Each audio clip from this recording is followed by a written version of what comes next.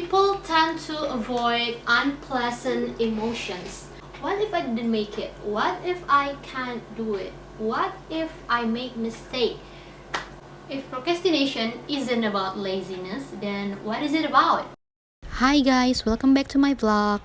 Hari ini probably I'm just gonna sit and talk to train my public speaking as well. Tadi tuh aku tiba-tiba kepikiran banget, aku pengen ngobrol tentang how to overcome procrastination. Nah, jadi kayak gimana caranya kita untuk nggak menunda-nunda pekerjaan. Ini topik yang juga buat diri aku sendiri, karena aku juga masih dalam tahap belajar untuk nggak menunda-nunda sesuatu. Aku juga udah membaca-baca dari beberapa artikel dan aku mau sharing apa yang aku temukan dan yang udah aku praktekin selama ini, meskipun aku juga belum sempurna mempraktekannya. Prokrastinasi berasal dari bahasa Latin, yaitu pro yang berarti maju ke depan atau lebih menyukai, dan krastinus yang berarti besok, lebih menyukai besok atau lebih menyukai maju gitu, lebih menyukai kerjanya besok gitu kali ya. Nah, ini based on the New York Times. Procrastination is also derived from the ancient Greek word akrasia, yang berarti doing something against our better judgment. Procrastination is often confused with laziness, but they are very different. Procrastination is an active process. You choose to do something else instead of the task you know you should be doing. In contrast, laziness suggests apathy, inactivity, and unwillingness to act. Jadi, it's different. The funny thing is, sometimes when we procrastinate, kita nggak mengerjakan satu hal yang memang kita tunda terus, tapi kita bisa ngerjain puluhan hal lain yang kapasitasnya tuh lebih besar daripada hal tersebut. Jadi satu hal ini padahal kalau dikerjain ya cuma satu aja gitu, tapi kita karena menunda, karena keraguan kita, ketakutan kita untuk mengerjakan hal tersebut, kita malah memilih untuk melakukan hal lain. Kayak misalnya aku hari ini harusnya mengerjakan tugas, tapi aku berpikirnya kayak nggak, kayak susah nih tugasnya, aku malah bersih-bersih kamar, ngepel, nyapu, ngelap kaca, terus nyuci pakaian, nyikat lantai. Banyak yang bisa aku kerjain, tapi aku nggak mengerjakan hal yang jadi prioritasku, malah mengerjakan hal lain. Padahal sebenarnya bisa kan, bisa banget. Dari segi waktu ada, segi energi ada. Jadi sebenarnya kita tuh nggak malas, cuma karenanya itu kan dihambat oleh pikiran sendiri, our own thoughts. Jadi kita terhambat di situ. When we procrastinate, we are not only aware that we are avoiding the task in question, but also that doing so is probably a bad idea. And yet, we do it anyway. Wait, we procrastinate because of bad moods? Yes. It has nothing to do with laziness. Jadi berbeda ya. Banyak orang yang mengira orang yang procrastinate itu adalah pemalas. Enggak juga gitu. It's all about finding the right mood. It's all about finding the right mood to get the work done. If procrastination isn't about laziness, then what is it about? Nah, ini menarik nih. Jadi kalau misalnya menunda-nunda pekerjaan ini nggak ada hubungannya dengan kemalasan, ya. Jadi sebenarnya apa gitu yang membuat orang menunda pekerjaan gitu. Jadi aku bakal bacain dari sini. Based on solvingprocrastination.com, people often procrastinate because they're afraid of failing at the task that they need to complete. Orang suka menunda pekerjaan karena mereka takut gagal untuk menyelesaikan pekerjaan itu. It's a way of coping with challenging emotions and negative moods. Jadi kayak boredom, anxiety, insecurity, frustration, resentment, self-doubt, and beyond. Ketika kita menunda sesuatu, kita menghindari perasaannya itu, perasaan yang kayaknya stres banget ya ini kalau dikerjain, kayaknya nggak menyenangkan, gue nggak bisa deh gitu. Kita berpikir bahwa itu susah, jadi kita nggak mau mengerjakan itu. It's not enjoyable. Dan kebanyakan orang yang suka menunda pekerjaan, mereka sadar betul yang mereka lakukan itu salah. Jadi contohnya gue nyadar banget kalau misalnya sedang menunda pekerjaan. So what is the tip? Mana caranya biar nggak menunda-nunda pekerjaan? How? Ini juga buat diri aku sendiri, because aku juga suka menunda pekerjaan. Still, sometimes, or maybe most of the time. one is to find out why. Find out why you're procrastinate at the first place. Once you know the reason why you're procrastinate, itu tuh bakal lebih baik untuk mencari tahu cara untuk mengatasinya. Kayak kenapa apa sih akar masalahnya, kenapa I procrastinate. Ternyata sumber masalahnya adalah dari diri aku sendiri. Mungkin bener kata artikel yang tadi, because of self-doubt gitu. Jadi kan for me personally, buat aku sendiri, sometimes I procrastinate. Kadang-kadang aku menunda kerjaan karena aku tidak suka dengan emosi yang feeling yang tidak menyenangkan itu. Aku merasa aku kayaknya nggak bisa melakukan hal itu. Jadi aku meragukan diriku atau self doubt, bener tadi kata, karena aku merasa sepertinya ini pekerjaan yang berat dia untuk dilakukan. Padahal sebenarnya ya nggak juga. Kayak it's always what if and what if. What if I didn't make it? What if I can't do it? What if I make mistake? Gimana kalau misalnya kurang? Gimana kalau misalnya aku tidak bisa memenuhi standar? Gimana kalau misalnya kayak gini? Nah, mungkin sebagian orang pikir hal yang sama. First thing you need to get rid of those thoughts gitu loh. Don't feel that way. Don't feel that way karena itu nggak membantu sama sekali. Next, create routines that builds your mood. Make your environment exciting. Jadi contohnya, for example, you wake up in the morning, terus bangun-bangun pagi tuh udah sarapan, udah misalnya masak buat makan siang, atau mungkin pagi-pagi bangun langsung olahraga, jadi udah seger. It somehow makes you feel motivated to live the day, untuk menjalani hari tersebut gitu. Jadi find the way to keep you motivated through the whole day by creating routines that builds your mood gitu. Jadi misalnya bangun pagi, set waktu untuk olahraga. Setelah olahraga mungkin kamu bisa bersih-bersih kamar atau buat kopi untuk sarapan. Lalu setelah itu pasti feel-nya tuh bakal berbeda kan. Jadi kayak merasa bersemangat. Terus setelah itu untuk menjalani hari itu juga jadi nggak bete dan nggak bad mood gitu. Jadi udah seger. Setelah seger pikiran juga udah ke-refresh. And then gitu, it will gain your focus to do your task. Make your to-do list. Jadi dengan membuat to-do list ini atau list apa yang harus dilakukan, ini very helpful buat yang time managementnya masih poor kayak aku masih poor time managementnya. Jadi kita bisa melakukan segala sesuatu dengan terjadwal. Misalnya contohnya buat to-do list tuh untuk satu hari aja dulu, kayak hari ini harus ngapain, hari ini harus ngapain. Sekarang catat aja di on your gadget atau di notes or di kalau punya pentulis di papan atau di notebook di buku kalian. Kalian tinggal catat hari ini aku mau pagi, nanti aku bangun aku mau buat breakfast, jam segini aku mau ini, jam segini aku mau pergi, aku ada janji ketemu sama ini, jam segini sampai jam segini aku mau kayak gini. Kalau misalnya kalian bingung hari ini mau ngapain, harus mulai dari mana, mulailah dari membuat to-do list, mulailah dari membuat jadwal. Siapa tahu itu bisa membuat hidup kalian lebih tertata atau membuat kegiatan dan kebiasaan atau keseharian kalian lebih tertata. Jadi itu juga efeknya bakal berdampak, artinya kita bisa jadi lebih produktif, kita bisa jadi lebih lebih menghasilkan sesuatu gitu. Orangnya lupaan juga cocok banget, pasang aja reminder di HP. Kan sekarang udah ada reminder jam segini, tanggal segini, ada appointment ini atau harus ngelakuin ini. So easy, manfaatkanlah teknologi yang ada. Ya, perlu ngerjain hal yang penting itu dicatat gitu.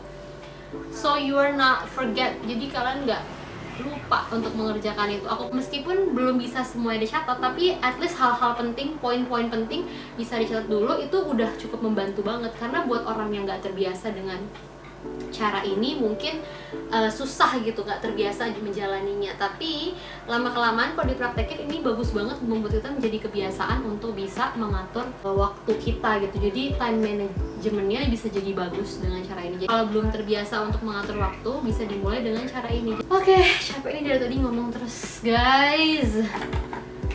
It's hard to talk in front of camera. The next one is commit to the task. People tend to avoid unpleasant emotions. Jadi don't avoid the feelings. Jangan menghindari perasaan itu terlalu lama, tapi instead focus on doing the thing. Jadi kayak mau nggak mau harus memaksakan diri untuk menyelesaikan tugas tersebut gitu. Find your way to focus on what you're doing gitu. Find the right way to keep you focused on doing that thing. Don't forget to reward yourself. Reward is important. Self reward is important, atau give yourself a reward. Di sini maksudnya adalah menghadiahi diri sendiri. Ketika aku udah sebulan ini bekerja keras dan begitu banyak deadline yang udah diselesaikan, aku akan memberikan reward pada diriku sendiri berupa apa yang memang aku butuhkan atau yang aku inginkan. Contohnya misalnya bulan ini aku udah berhasil mencapai target dan menyelesaikan deadline. Aku mau mereward diriku dengan new skincare gitu ya. Skincare yang selama ini aku udah pingin banget beli tapi aku tahan-tahan terus. Karena hari ini aku udah menyelesaikan semuanya, aku mau beli untuk menghadiahi diriku sendiri. Atau mungkin aku mau hari ini aku satu hari full mau me time, aku mau makan di luar, aku mau beli dessert, beli coklat, aku mau treat myself like princess, abis itu aku mau perawatan. Itu nggak apa-apa banget, it's fine, it's super fine gitu. Jadi kayak mengapresiasi diri sendiri. Hal yang simple aja, misalnya mau nge-reward diri kalian nonton Netflix harian setelah misalnya mengerjakan deadline di 1 minggu yang panjang gitu. Udah mau rebahan aja hari ini, mau nonton aja di rumah, nggak mau ngapa-ngapain karena kan aku udah berhasil mengerjakan itu. Ya nggak apa-apa banget, it's okay gitu. Atau nggak kayak set reward aja di depan. Jadi kayak contohnya misalnya ngerjain skripsi, kalau aku bisa ngerjain bab 4 ini kelar dalam waktu 2 minggu, aku bakal menghadiahi diri aku sendiri nonton Netflix seharian gitu. Motivasinya tuh ada gitu, motivasinya tuh dapet gitu, karena kita jadi semangat ngerjainnya. Karena pada akhirnya ketika kita udah menyelesaikan tersebut, kita tuh bakal mendapatkan hal yang kita damba-dambakan, kayak kita mengejar hal itu. Jadi sekarang kita tuh lagi mengejar hal itu, menuju ke sana, biar gimana cara biar gue bisa mendapatkan nonton Netflix harian. Dengan caranya dengan mengerjakan pekerjaan yang lagi kita benda itu gitu, membuat kita jadi lebih bersemangat untuk cepat-cepat menyelesaikannya gitu. Terus next, minimize distraction. Minimize distraction ini artinya meminimalisir distraksi. Distractionku sendiri adalah mungkin gadget ya. Jadi gadget tuh sangat-sangat sangat-sangat mungkin kayak sosmed atau YouTube atau apapun lagi. Jadi kadang tuh kita nggak nyadar kalau kita udah spend so much time in our gadget. Social media tuh time consuming banget gitu. Put away your phone away from you. Nah, I'm just kidding. Karena sebagian orang juga ada yang nggak bisa pakai cara ini ya, kayak malah jadi stres gitu loh kalau misalnya HP-nya jauh gitu kan, kalau misalnya nggak buka sosmed sehari. Jadi apapun yang menjadi distraksi kalian, bukan cuma HP doang, mungkin games or anything, Netflix or aku sendiri juga masih belajar juga gitu. Tapi sebenarnya ngeliat handphone tuh nggak masalah, bisa aja kan banyak kalian dari kalian yang kerjaannya emang di HP gitu, emang itu kerjaan gitu. Ya itu nggak masalah, yang penting jangan sampai itu menjadi distraksi aja sebenarnya. Karena banyak kan kita kayak tiba-tiba ngeliat tiba-tiba udah dari jam 10, udah jam 2 aja, udah jam 3 aja, tiba-tiba udah 3 jam aja berlalu. Kan sekarang di HP bisa tuh kayak set screen time. Kalian bisa pasang alert atau notif gitu di, aku nggak tahu sih di sosmednya atau di settingsnya. Jadi kayak misalnya maunya 1 jam aja, nanti setelah 1 jam kalian udah nge-scrolling atau udah berselancar di dunia maya, itu bakal ada notifikasi yang ngasih tahu bahwa ini udah 1 jam nonton nih. Jadi mengingatkan lagi gitu, kayak oke, aku udah 1 jam di depan layar ponsel, mungkin waktunya aku untuk melakukan pekerjaan lain gitu. Ketika kamu udah menyadari hal itu, kamu kembali lagi melihat to-do list yang harus dilakukan, kayak apa aja nih list hari ini yang perlu aku lakuin biar aku harinya produktif gitu. Next adalah take a break atau istirahat. Jadi ini penting banget dalam mengerjakan apapun gitu ya. Kalian harus ingat yang namanya waktu untuk beristirahat, karena untuk menjaga performa tetap maksimal, dan itu juga penting untuk menjaga pikiran biar nggak terlarut atau biar nggak stres gitu ya. Kalau misalnya udah merasa agak sedikit kelelahan atau sedikit kewalahan, cobalah untuk beristirahat. Bisa aja take a break dengan cara make some coffee atau nggak baca buku selama 30 menit sampai 40 menit, atau misalnya mau jalan-jalan, atau misalnya mau refresh dengan cari-cari ide di internet, atau mungkin dengan cara masak. Go take a walk, go listen to your favorite music, go read your favorite books, and go do your laundry, go call someone you love, scream into a pillow or anything, it could be anything. Jadi yang penting take a break, karena itu penting sekali gitu. There's nothing wrong with take a break gitu, kayak ya nggak ada yang salah, itu normal. Memang sudah hakikatnya tubuh ini harus diistirahatkan, nggak bisa dipaksa kerja terus, karena kita bukan mesin, dan mesin juga nggak bisa dipaksa untuk bekerja terus. Mesin pun butuh waktu untuk merecharge dan ataupun untuk mendinginkan mesinnya gitu. Nah, kalau misalnya kita memaksakan diri dan nggak mengambil waktu istirahat itu, kalau kita udah kecapean, badan pasti cepat sakit. Terus kalau misalnya kita udah kecapean juga bisa cepat stres. Physical health, jadi kesehatan mental dan kesehatan fisik, break itu penting banget. Tubuh tuh juga ada apa ya?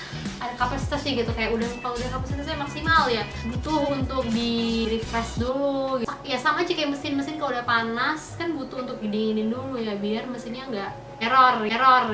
Tahu di mana batas untuk istirahat, dan tahu di mana batas untuk kapan untuk berhenti, kapan untuk mencari apa ya, waktu untuk stop. Karena ketika kita istirahat, hal yang nggak bisa kita pikirin di saat kita lagi mengerjakan, siapa tahu pas istirahat kita dapat ide baru atau dapat motivasi baru gitu.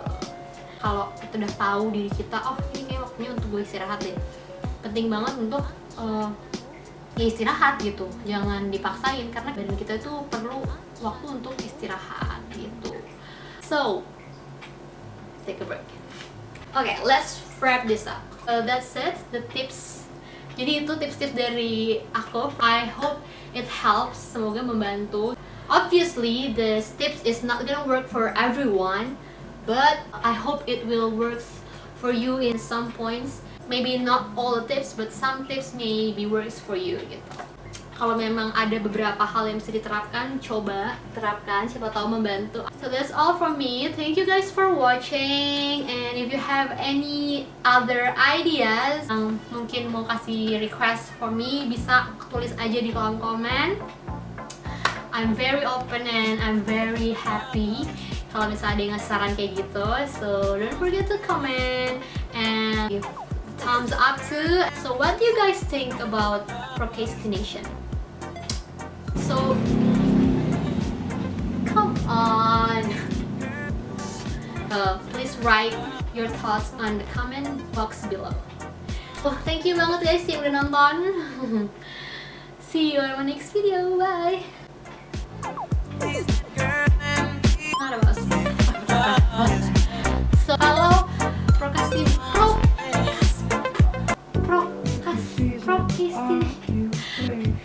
reminder, reward is important. You can create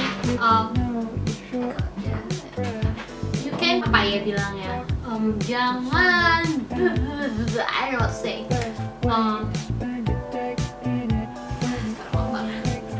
Tapi to be just as a reminder, kalian harus menemukan cara kalian sendiri untuk mengatasi masalah ini.